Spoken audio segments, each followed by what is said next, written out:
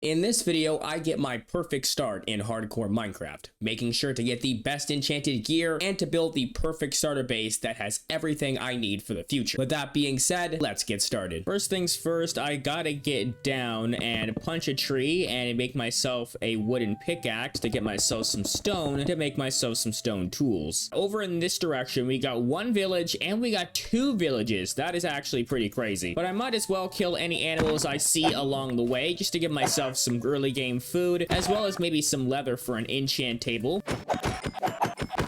So here at the first village, do I have anything in this chest? Okay, we got some food. We also got some hay bales sitting around. Another chest here with some potatoes and a bundle. And I'll take one of the beds as well. This guy is a blast furnace, which I'm going to steal. Thank you very much. And we got some crops here, which I'm definitely taking because carrots will be very useful. Seems like we got a leather worker here with some basic leather armor, which I might as well take. And we got a cartographer here with some paper, a compass, and another bundle. And at the second village, it looks like we got some more crops and more hay bales and another leather worker with a leather cap in here. Okay. And a third leather worker with the chest plate and more bread. And it's already becoming nighttime, so I'm just gonna go into this guy's house, snag his bed real quick. And that does seem to be everything in these two villages. I mean, I didn't really have that good of stuff, but I mean, it's better than nothing. And just temporary, I'm gonna set myself up right here. Now, usually what I do is I start mining and getting all my resources that way. I thought, you know what? Let me use some of the villagers instead for this series. So first things first, I'm gonna need to cut down a bunch of trees. So I think about this much wood should be good enough. And now I just need to get myself some flint. And then I'm going to make a bunch of Fletcher villagers so I can just trade for sticks to get emeralds. And then hopefully I can just trade with some armorers and some toolsmiths to get myself some diamond gear. 3 fletching tables should be good enough for now. And I'm just going to really quickly make a pretty crude box. And this box here will store all of the villagers. So I've been trading for a good couple of days. And overall, I don't really think this is really worth it. I mean, I got like decent stuff here, and honestly it probably would have been better if I just went mining. And you know what, I think that's actually what I'm going to do. So I'm gonna head into the caves and just start mining for the next couple of days probably, and just see how many diamonds I can get.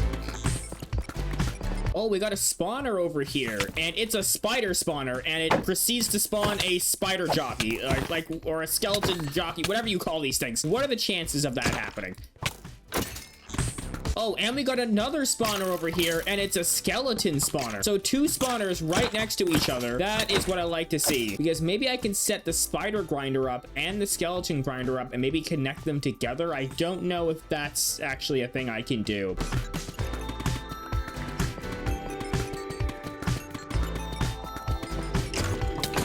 I knew this diamond luck was too good to be true, and I almost paid for it with my life.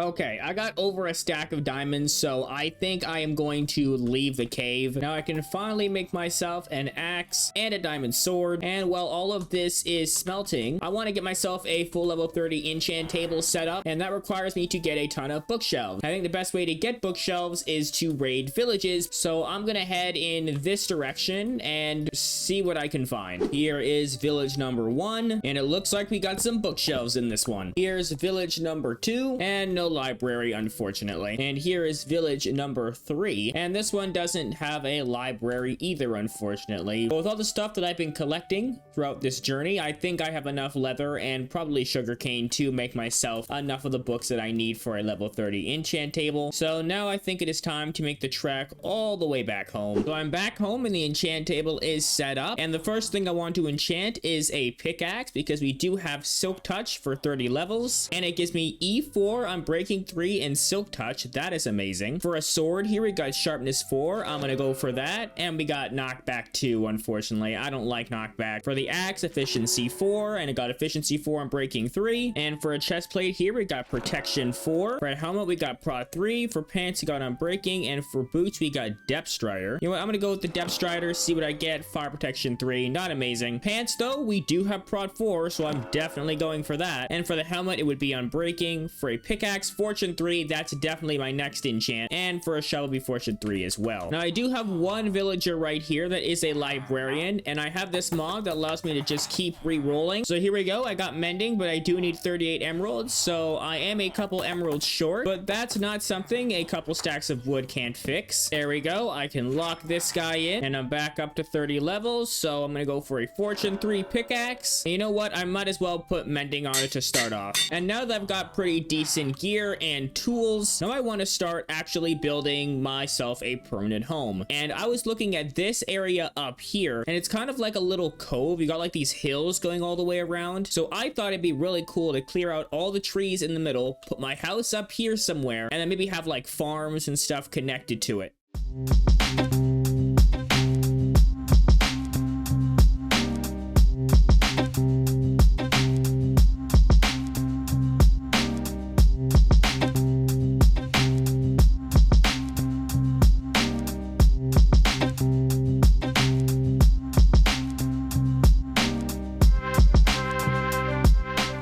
So now that I got a million logs and the entire area is cleared out, the last thing I need to do before I start building is remove all the leaf litter, because this is going to get very annoying if I'm trying to build stuff. And to get rid of it, I think I can just use my handy dandy water bucket just like that, and then we should be good to go.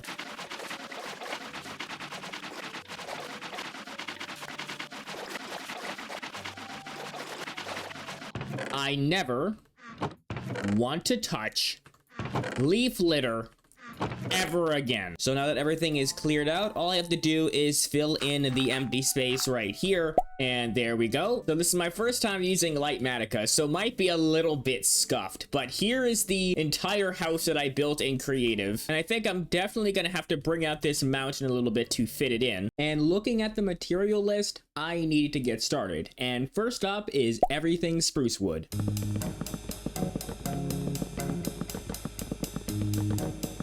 Alright, I got all the spruce blocks I'm going to need. The next major thing I need is stone brick, mossy stone brick, andesite, and cracked stone bricks. So first off, I'm gonna head over there and just grab a full inventory of stone.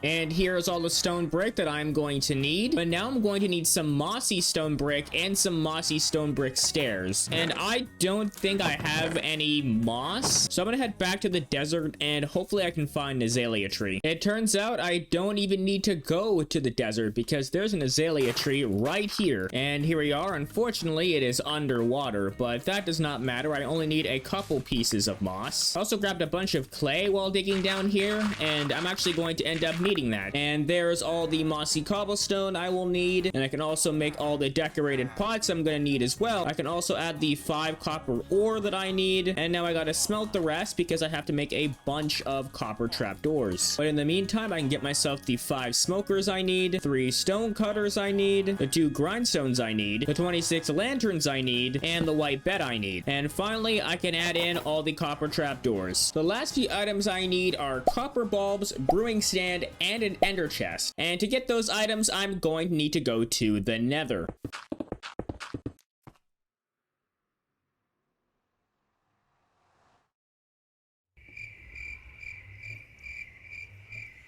And this is a very interesting spawn. And there's another fortress right over there. That is actually perfect.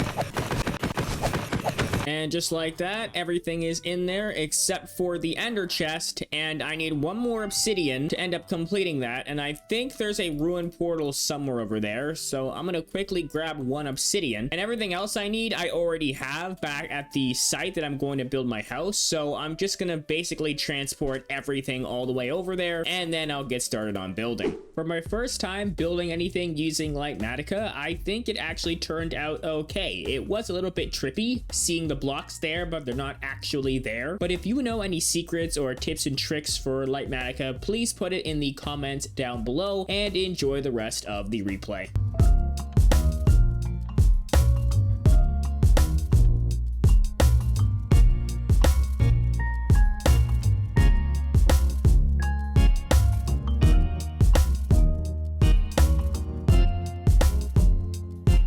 So now that my house is done, all I gotta do is terraform the land a little bit. And now that that is done, I need to now create a path that goes all the way down and connects to all the way over there.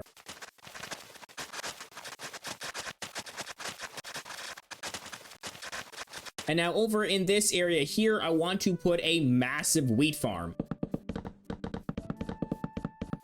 So the wall is going to be something like this, and it's going to extend probably somewhere over here and then loop all the way back around. Looking at this from a bird's eye view, the proportions are just all wrong. So I'm going to actually have to completely redo this, I think. Okay, I ended up having to modify the design a little bit, but I fixed the problem. Now the proportions actually look correct. I quickly added all the water spots in place, and now we need to add the wheat. And I don't think 2 stacks and 14 seeds are going to be good enough, so I'm gonna grab myself a couple more seeds. That amount should be good enough. Now all I gotta do is the tedious task of tilling all the soil and adding in all the wheat seeds. So it turns out all those seeds that I got wasn't even half of the farm, unfortunately. But while I let these grow so I can harvest more seeds, I want to shift my focus to this area here where I'm going to add the cow and sheep pens. So I've created an outline for the sheep and cow pens, and now I just gotta copy this same design here over here. There we go. And I'm gonna have to do it again over here anyways for the carrot and potato farm, so I might as well just add it now. Now I just got to get the cows into the pen, and there we go. And now I just got to bring some sheep over, and there we go. And now I can fill this entire area here up with some carrots and potatoes. While I wait for the carrots and potatoes to grow, I want to turn my attention to this area right here. And my plan for this area is to split it down the middle and add maybe some beetroot and some sugarcane to either side. Now my next major project is the stables. And in this chest, I got everything that I will need to complete it. So let's roll it time lapse.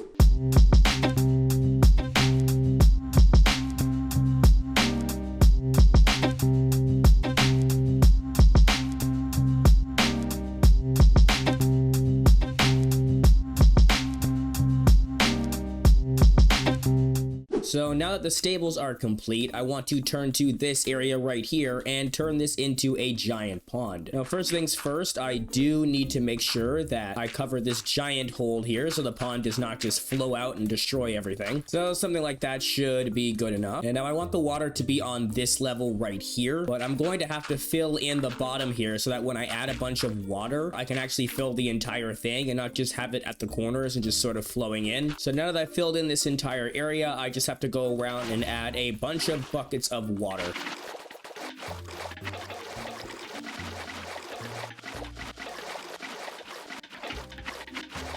So now I can get rid of the layer of dirt so that everything will start to fill up. Even with just the water added in, it's starting to look a lot like a pond. But what would make the pond even better is turning a lot of this dirt into mud and then bone mealing on top of the mud to have it look just like that. So we can have like splotches of seagrass going around with splotches of mud, and that'll really start to make this look like an actual pond. And just releasing a bunch of salmon in here, I got some of the bigger ones and some of the smaller ones, just makes it look a lot more alive. Eventually I will fill the pond with different types of fish, probably some more tropical fish and regular fish, but for now the salmon will work. And the last thing is filling in this area to make it look a lot less plain. So first things first, just adding in a couple simple carts that can be holding things like some decorated pots as well as some bales of hay, and then around it I could add myself some grass as well as a couple trees just to sort of hide everything. Back in this area here I could sprinkle in a bunch of trees because I think that having a sort of of mini forest back here would look really nice. And I can also add some piles of hay as it relates to the horse stables. And then over on this side, I could add a couple cauldrons to sort of act like it maybe holds water for a bunch of the animals. And adding a bunch of bone meal near the path here just at the end also adds a lot to this area as well. It makes everything feel like it's a lot more closed off. I can maybe add a couple more trees back here to make it look even better. I can also start to loop around up here and add some more trees going around. I can also add patches of grass even around the pond as well, just to make it look like the pond is a little bit more overgrown than usual. And just adding some more trees next to my house over here also looks really good, especially. And the last few saplings I can just plant over here to fill this area in. And once those grow, everything should be all complete. But in the meantime, I'm going to take all the chests that I have scattered all around here and move them into my house. Everything has now been moved inside my house, and the trees outside have mostly grown. And with that, I think my entire starter base is now complete. But anyways, guys, I hope you all enjoyed this video. Please be sure to like and subscribe, and I will see you all in the next video. Bye-bye, and have a great day.